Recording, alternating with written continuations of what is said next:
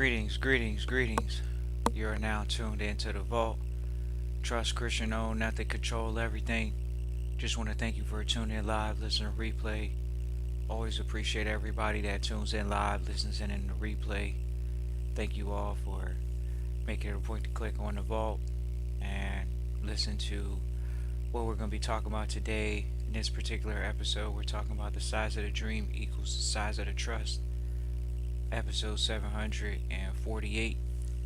Really excited about this episode because we've come in contact with a lot of trustees throughout the years, and we would probably say it's literally out of 5 years of work, you could even say 7 years of work, even though we haven't jumped into people's bodies, found out if they're telling the truth or not.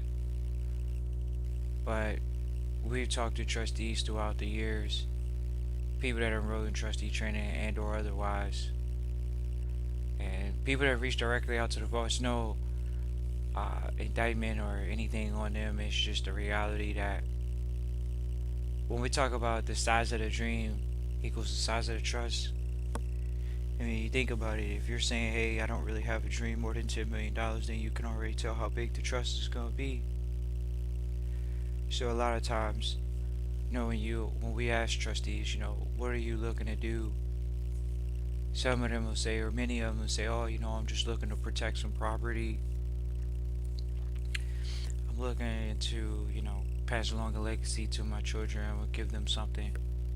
But what happens when you give them property and they have to have there's a liability associated with it? What happens when you give the children assets, but they don't know how much it costs to manage the assets because they're beneficiaries, they're not trustees. They're not trustees, so they don't really know the cost of what's going on for the lifestyle. They just are showing up and things are being given to them because they're beneficiaries.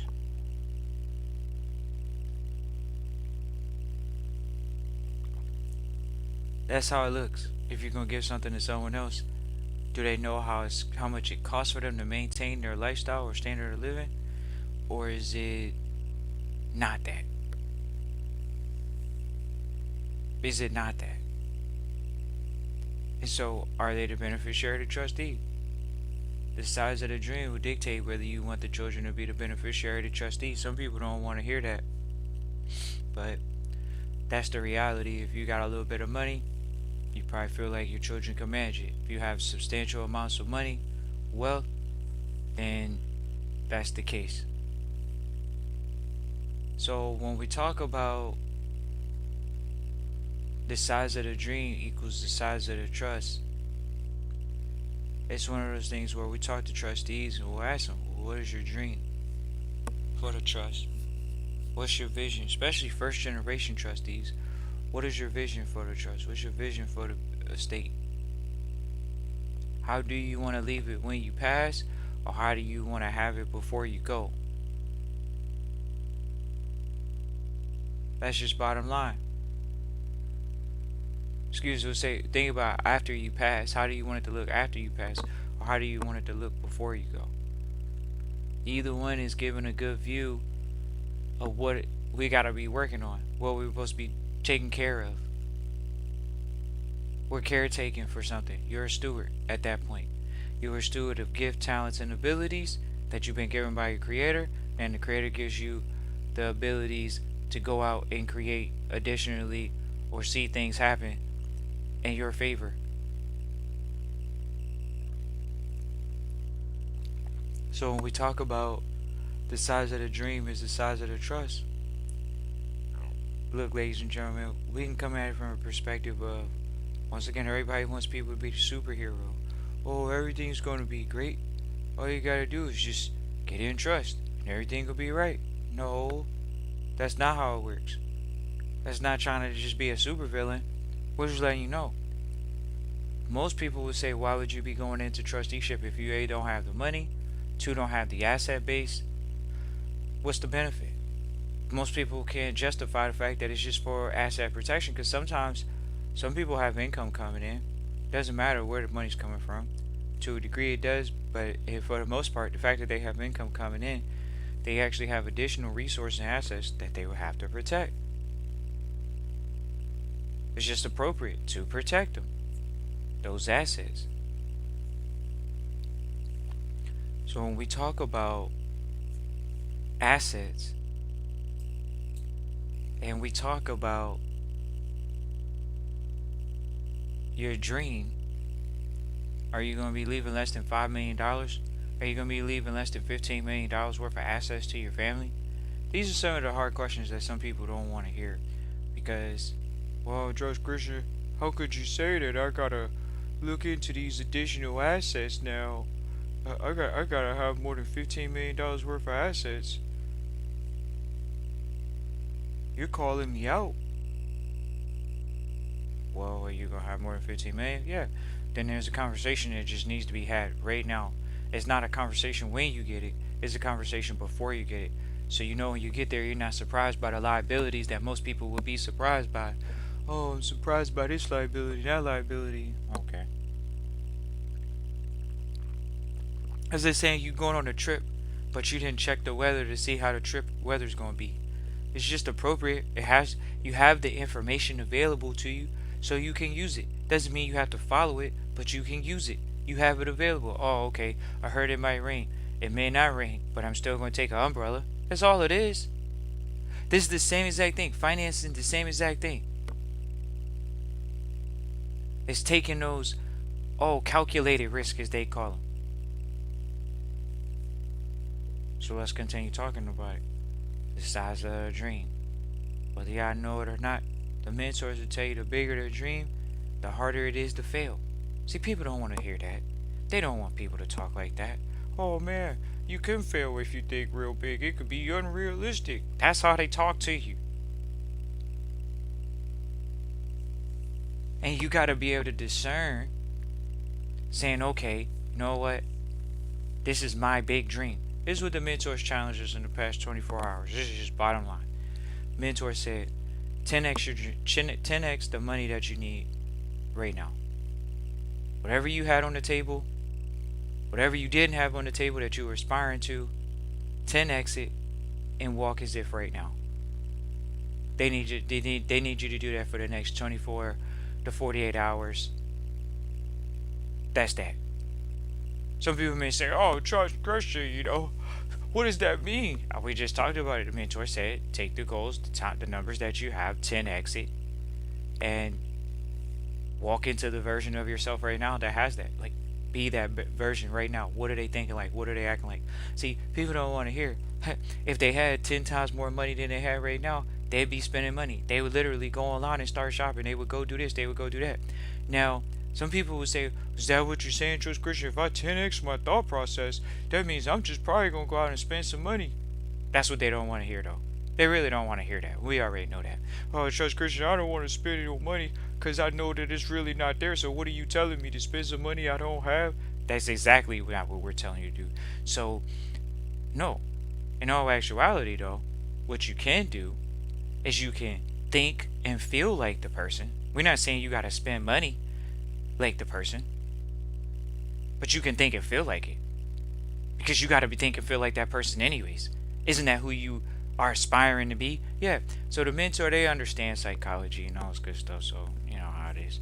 And it's like, all right, need you to 10x it real quick and get the feelings and the thoughts and the actions that are required to actually not make that person be, but to just to be that person over the next 24 hours. So it's like, okay, well, fine, we'll go hard, we'll go in and we'll do what we need to do. It's just bottom line. And so some people would say, oh man, Trust Christian, that's all it is. That's really all it is, especially in trusteeship. How it's like saying trustees say, "Oh man, I don't know how to be the best trustee. I got to learn how to be the best trustee. What was this stuff is complicated, or this stuff isn't as easy as it sounds. It's not simple. It's no just easy. It's one step. It's no step by step process." That's what they say. What's the step by step process to be a trustee? Uh, Mentors would tell you. Definitely, you know the number. They would tell you to take the number and act like you got the number right now. Act like you got the trust that you're supposed to be managing right now. Who are you supposed to have on your team? Who are you supposed to be working with right now? who would you be talking to right now? And see, some people say, oh man, I never thought about that. That's the point. You got to take some time to sit back and think about it. That's all. It's no one's upset that you didn't do it yet. Most people say they didn't know it, right? But the mentors, when they share with you, okay, I need you to 10x your thought process real quick, trust Christian in the vault, and everyone sitting in the room. Okay, well, they tell you, take a few minutes and write down, what would you be thinking about? What would you not be thinking about? This is what the mentors told us. What would you not be thinking about? You wouldn't be thinking about need more money. Why? Because you already would have more money. Because you 10x'd it. That's why. So what little bit of bills you got right now, what little bit that you got to pay, you just look at it as something that's as water under the bridge. You already have it because you 10x your income. So what does the 10x version of you right now look, do, and feel? And some people just, they got to take some time to sit there and pontificate on that, to contemplate on that. And they say, well, how long should I do it? Well, in the beginning, most people don't even know. Supposedly, there's rules. If you can hold the thought for 17 seconds, you actually are triggering a new brain connection. So if you hold the thought for 17 seconds, see, people don't want to hear that. Oh man, trust Christian, I do think about my dreams for 17 seconds sometimes, and they haven't happened yet. Yeah, because you got to do more than 17 seconds. The heck?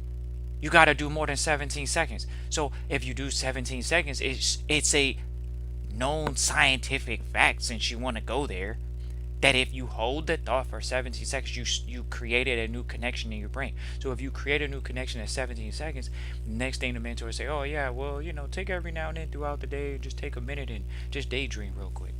Just close your eyes real quick and visualize you being that man, being that woman, going in the visions at that moment. You're like, oh man, this guy's wild, man.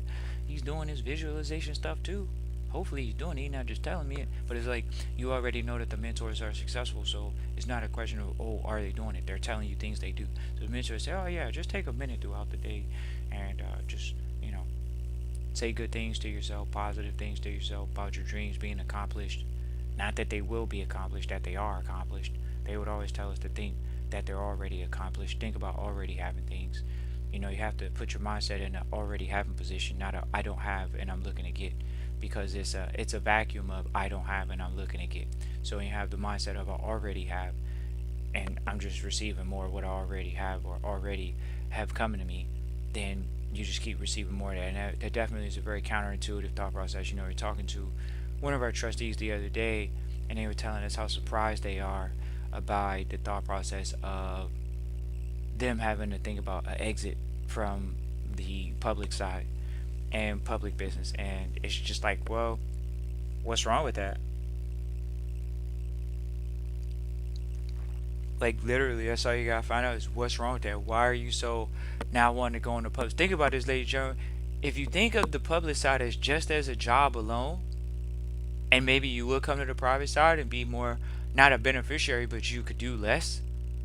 Well, if you're on the public side, you literally are just, it's like being it's just being an indentured servant. You understand that you're not necessarily serving the system, you're utilizing a system, which is the capitalist commercial system, to create further levels of economic options via the dollars that you're in control of at that moment. That's how that looks. So if you have more capital, then you have some more economic options. That's all it is. That's all it is. So 10x the thought process. That's what mentors. The mentors say, oh, you got a number in your head, don't you? You say, yeah. He said, I need you to 10x that today, right now, for the rest of the day. I need you to act like that. And I need you to, every time you think about something related to, whether it's money in your life, in your personal, like the AUM that you're holding personally, I need you to always think from that position. And I need you to think about it from the position of, what does your business look like? What are the numbers in your business look like right now? How many people do you have working for you? How many what does your team look like? Like, these are the things that they said. What are the numbers? Take every number that they had and they said 10x. It was like, wow. So if you 10x every venture that you have, you see, wow, I gotta double everything, literally at minimum double it.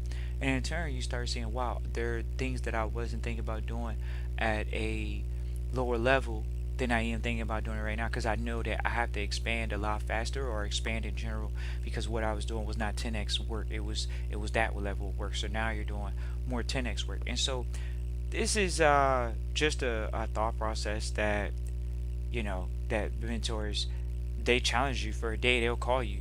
We got mentors that'll randomly call you and tell you, hey, I need you to do this today, and then come report back to me and let me know. See, people don't really want to know what a secret society is. They think secret societies are bad things. Oh, you're in a secret society. Well, you're in a public society. You want to go there? You're in a poor society. You want to go there?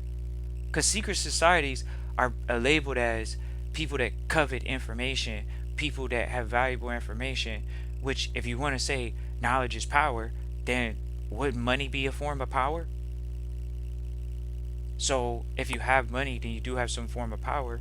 And in turn, people don't want to hear that. Oh, yeah, you're in a secret society. Well, what are you in? What do you do?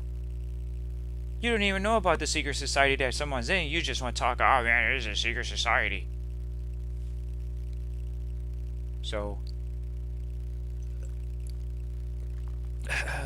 some trustees, they're aware of what the secret societies are.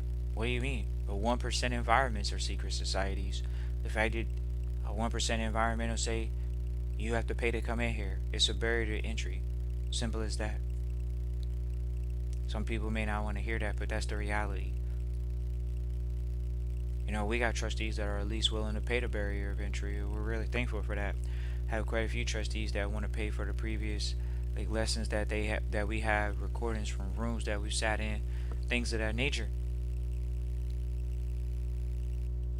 But it's all about the size of your dream. Some people say, oh, trust Christian. Well, I'm going to be in generational wealth. I'm going to be in trusteeship. Ladies and gentlemen, some people just be talking. Like, oh, it's a number I'm going to throw out there. This number. We're not even going to throw numbers out there. We're just going to say they throw numbers out there. And at the end of the day, if you're going to throw the number out there, we're always for it. We're always happy for it. We're excited for it. Why? Because we know that money is just a piece of paper. We understand that you can have as much as you want. Money can flow through your hands as much as you want. So when we think about it, when trustees tell us big numbers or numbers in general, we're always excited for them. We're thankful that they want to think big, and that they have big dreams, and they have big goals. They have big aspirations. And those are the things that you would love to see, because people usually that have significant amount of money want to have an impact. So since they want to have an impact, you can see that them having significant amount of money helps. The size of the dream equals the size of the trust. Think about it. If you don't have a dream to have more than $25 million in your lifetime in the trust, then what makes you think that the trust is going to be worth more than $25 million when you die? See, this is what people don't want to hear. Oh man, I got to generate $25 million now? Alright, look, for some of y'all that want to talk about it like that, it's like, first of all, most people think they're going to cut the corner and get around it by just acquiring $25 million in assets. That's fair. An asset, it's like saying, which one is it? An asset or an income? Oh wow, when I died I had $25 million coming in. Oh, a year, and that's incredible, and that's great. Or, oh man, when I passed I got $25 million in cash. Nothing wrong with that. It's coming from insurance policy. Nothing wrong with that. Okay, what's wrong with that? Nothing. Okay, well man, I got $25 million in real estate. It's all tied up. I'm not selling it right now, but when I passed away, my family, they got that's what the value is per the banks and the financial institutions. Okay, what's wrong with that? Nothing wrong with having $25 million in hard assets. I got $25 million in diamonds and gold, Christian. What, is that bad? No, it's not. That's great. That's great. What is wrong with having $25 million in gold and diamonds, whatever it is?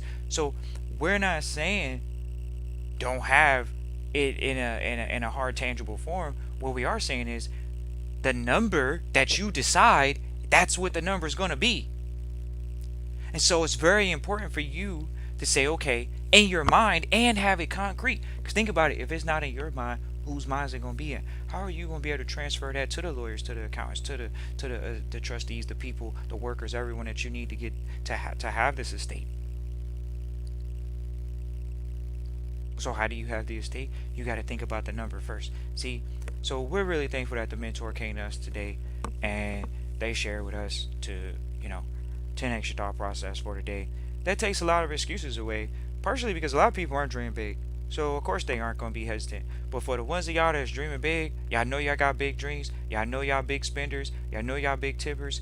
At the end of the day, hey, look, if you understand today is the day where you're gonna go out and get crazy with your bank, your cash flow in the bank, then that's on you. But as far as having the thought process and the feelings and the necessary thoughts that are associated with the additional 10x thought process, that is something that you can do. You could do that. It may not be, oh man, Trust Christian, I'm gonna go out and spend the money like my 10x self. Yeah, you may not go out and spend the money like your 10x self today, but you can go out and talk and move and think like that person. What is it, Trust Christian? I'm over here acting like something that I'm not. See, that's what you don't want to hear. You don't want to be who you want to be. So now, the person that you want to be is a fraud. No, you're the fraud. And you got to own up to the fact that you are making yourself little by sitting here saying, "Oh yeah, man, I'm not gonna do that. I'm not gonna talk like my 10x self today. I'm not gonna think like my 10x self today because if I do that, outside of me spending a bunch of money that I know I'm not supposed to be spending right now, not because of the bank account, but because you're a financially astute person, even at the next level of your 10x self, you're still a financially astute person. So, oh man, I don't want to feel like a fraud." A hairy fraud. That's all it is. I don't want to talk to people the way that my 10x self. I wouldn't talk to certain people if I had my 10x self. I wouldn't talk to these people. Then cool. What's wrong with that? Nothing. Man, Trust Christian, if my 10x self right now, I had 10 times the amount of money, 10 times the business that I wanted, man, I wouldn't even be living in the same place. Exactly. Man, I would be going on different trips without seeing people right now. Exactly. What's wrong with that?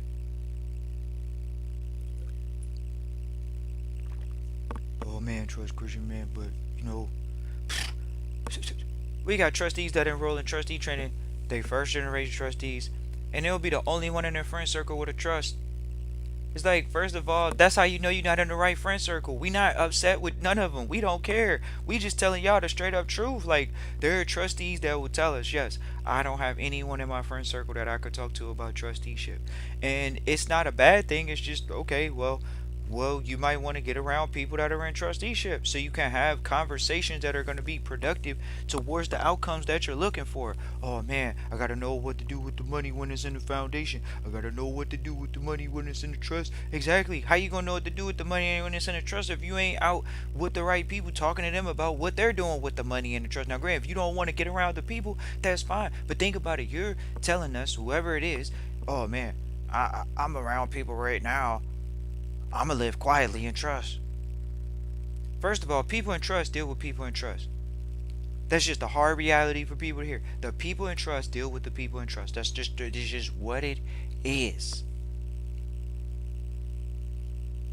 That's what it is, Trust Christian? Of course that's what it is. No doubt about it.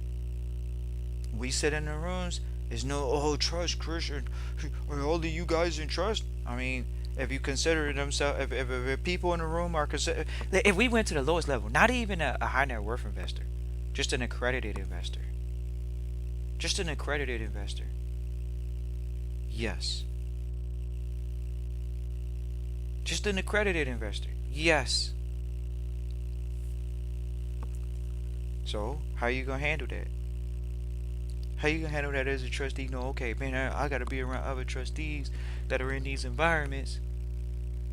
And that's where I gotta start allocating my capital, my funds. Instead of buying cable and watching sports, I gotta go and play golf. I gotta get a golf membership. Oh, Trust Christian, yeah, I don't want to play golf. It's stiff. I don't want to play golf. Look, first of all, if you understand what wealth is, we're talking wealth. We're talking accredited investor trustee status. Not we're going to the bowling alley. Okay, We're not upset. We love bowling. Trust Christian loves bowling. It's not about bowling. We're talking about you getting a skill. It's a skill. You got to have a skill to bowl, right? Right. You got to have a skill to play golf. It's getting a skill that's going to allow you to be in the environment with other individuals by default that may have capital. That's it. It's just Christian. Is that hard to hear? It's just that simple. You knowing how to play golf puts you in an environment that allows you to be around people that have capital. Just like if you were to go skiing. Just like if you were to play tennis. Now they got this game called pickleball or paddleball. Okay, no one's knocking those sports, but when you go to an old style country club, if they don't have pickleball and paddle, you're stuck to tennis because tennis is the old. It's think about it. Y'all already know. Oh man, Wimbledon and all these other or whatever opens they got and all this other stuff. Y'all understand the power of tennis. It's not a major sport for no reason. It's a major sport because old money goes to the sport.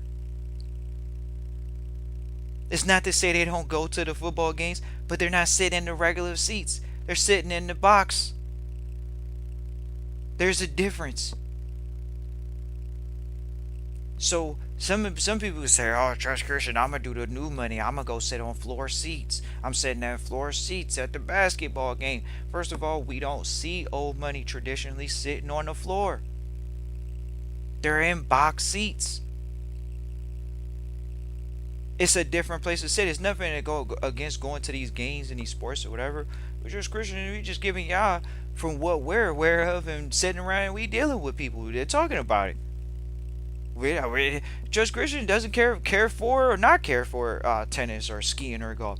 It's more about understanding, just understanding the environments that you're looking to be in, and understanding the man and woman that's going to take to get the job done. A lot of people don't want to hear that. That's just bottom line. They don't want to hear that. So, we're having a very specific conversation with people that are listening right now.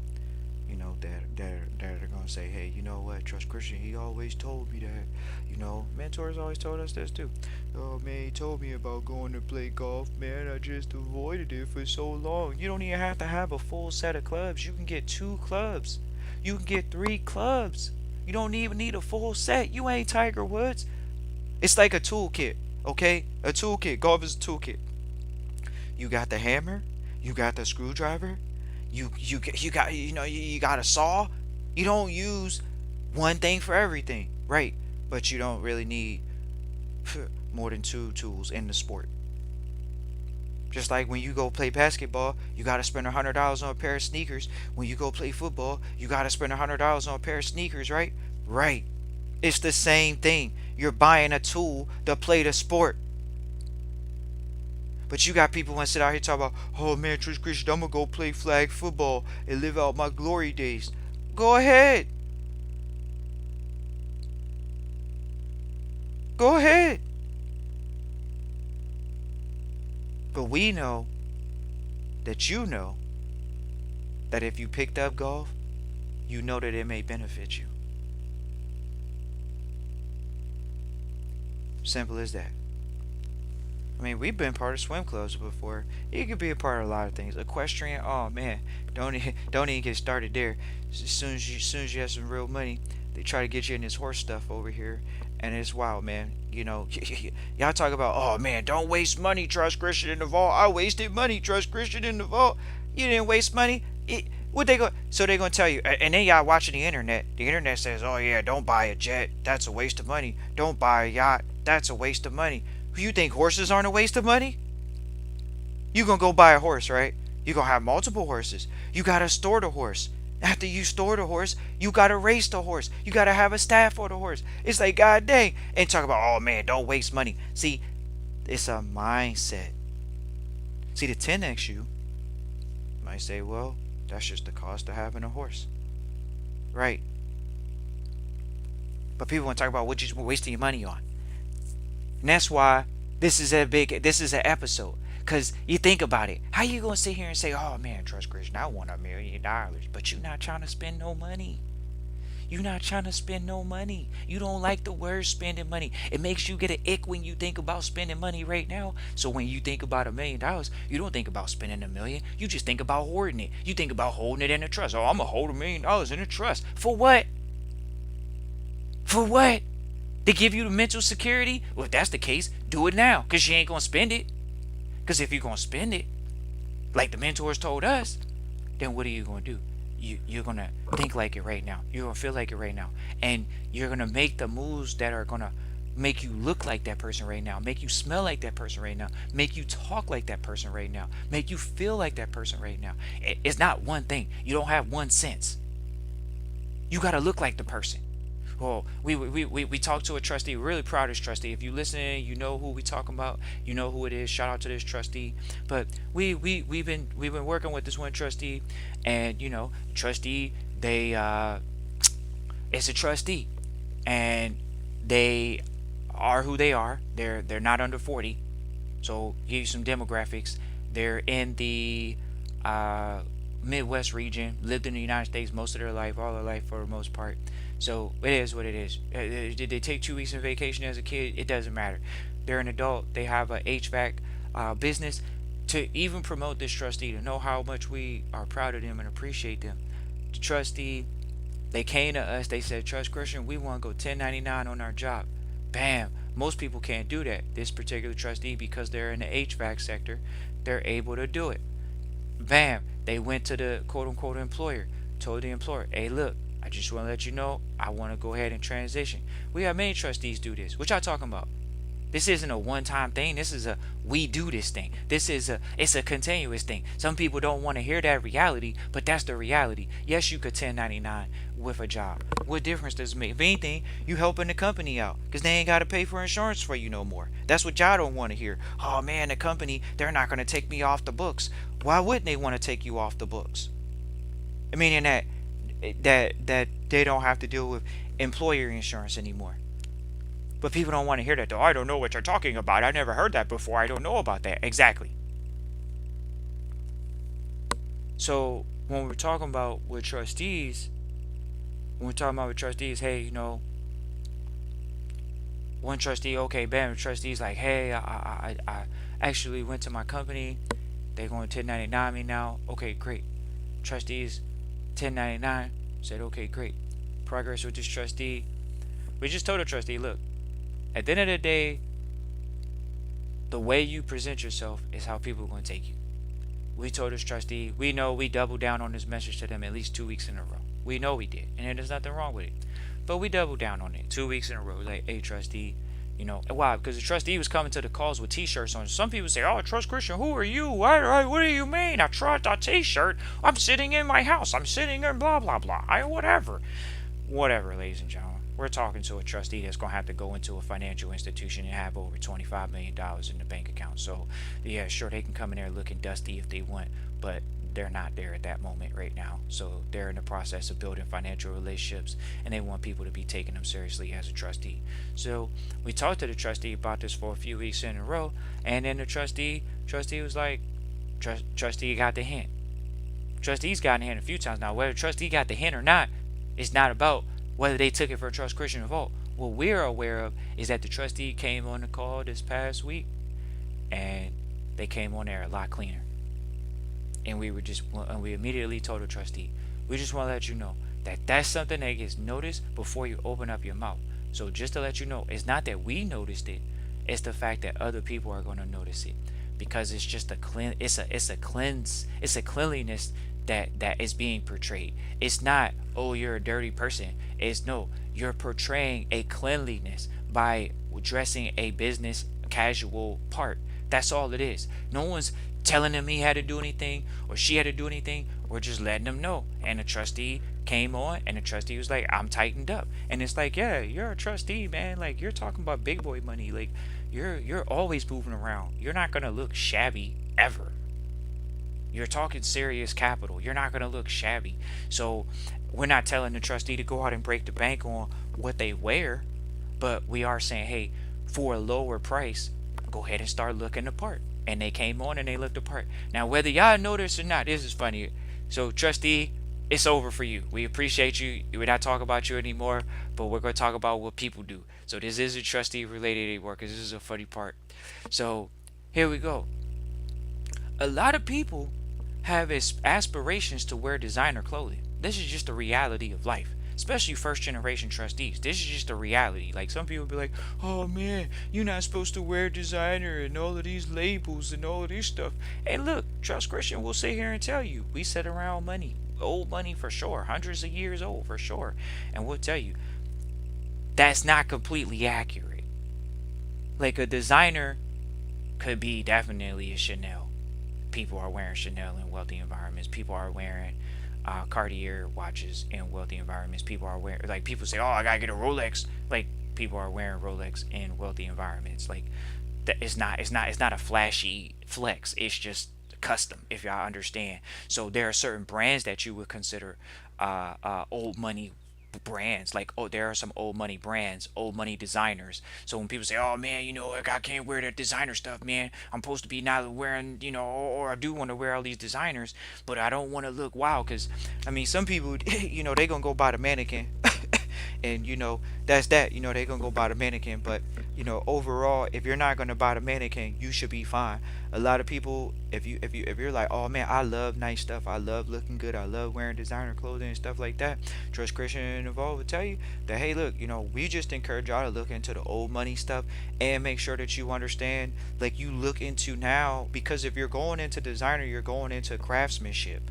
And no one wants to hear that. It's like, yeah, it's about craftsmanship, but when you buy bigger houses nowadays, or you go into like what you consider a luxury brand, you should look into the luxury brand, possibly compared to other luxury brands, so you're not on the old money aesthetic that old money's not even on anymore, because they understand that the craftsmanship isn't there, the quality isn't there. It's not that Gucci isn't producing, goods, but there's certain things that you would go to get from a Gucci, as opposed to, oh, I'm going to, you know, uh, I'm just gonna go buy from this specific house because, or mansion, because, because I think old money likes it. And it's not just that. It's if you like it, then you like it.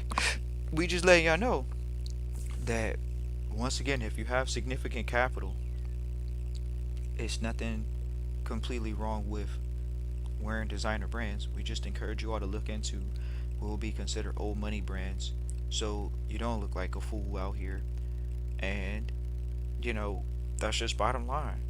Some people say, "Oh man, I don't want to look flashy." Well, how are you going to 10x your income? How are you going to have a dream big mentality? And it's not about flashy meaning that you're trying to show off to other people, but it is flashy to yourself. Are you flashy to yourself? Do you represent wealth to yourself? Do you represent opulence to yourself? So this is what we just wanted to come on and talk about, because there are some trustees, we gonna go ahead and say it. We're just gonna say it. There are some trustees, they're gonna be like, "Oh, Trust Christian, I want $1 billion, man. I'm going for $1 billion, man. Like, I would love to have it." And they're like, so ask them, do you want that in cash or do you want that in assets? Either or, Christian. I just Christian. I just want it. Okay, okay. That person that you say you want to be, you actually have to build the character now. You are the director of your life. So you're writing the character, script, and following the script. But how are you going to jump into the character if you don't even know what the characters, if they what they talk like, what they look like, what they smell like, what they move like, how they think, how they feel, what would bother them, what wouldn't bother them? That's what an actor does, right? Oh, Trust Christian, you trying to tell me I gotta be an actor? Like we say, the mentors called us today, said, "Today's your lucky day. You just received 10x in everything in your life. Act like it." Oh, Trust Christian, I don't want to act like it because then I'm not acting. I'm impersonating. I'm not a real one. I'm not the real one. That's not who I am right now. I don't have the money, because if I really had the money, I'm going to go shopping. That's what they don't want to tell you. Well, the mentors, we understood what they said when they called us at 6 o'clock in the morning and said, "Today's your lucky day. You just been given 10x. you go out and walk and talk and think and feel like that today and come back with a report. What happened in your life? Just that quickly. See, people don't want to hear that. That's what our mentors know. Our mentors, they will share with us stuff like that because they'll tell you, you don't even know what's going to happen to you, but you do know because it's going to happen to you more than once. Because this isn't the first time we've done this exercise. It's an exercise for all of you all that are wondering what it is. It's an exercise because the mentors know you got to get in character. You got to train yourself. Oh man, I got to be something I never was before Trust Christian. I got to be this incredible business person. I got to be this no lose business person. I got to be this incredible person out here. I got to be super mom. I got to be the best mom in the world and I got to be the best business owner. And it's a lot. It's a lot, man. It's a lot. Yeah. Okay. That's why you got to act it. You got to act it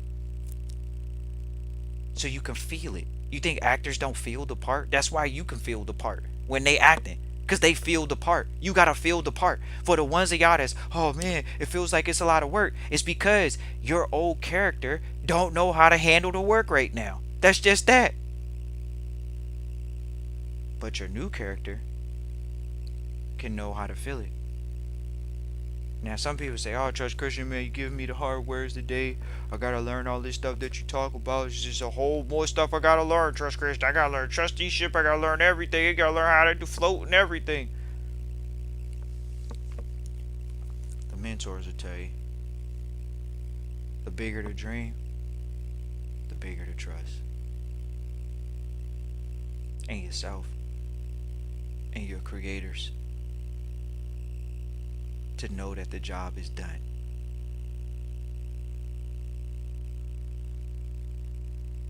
We appreciate you right now for tuning in live, listening, and replay. Feel free to reach out for more conversations and trustee training and so much more. And so it is. Peace.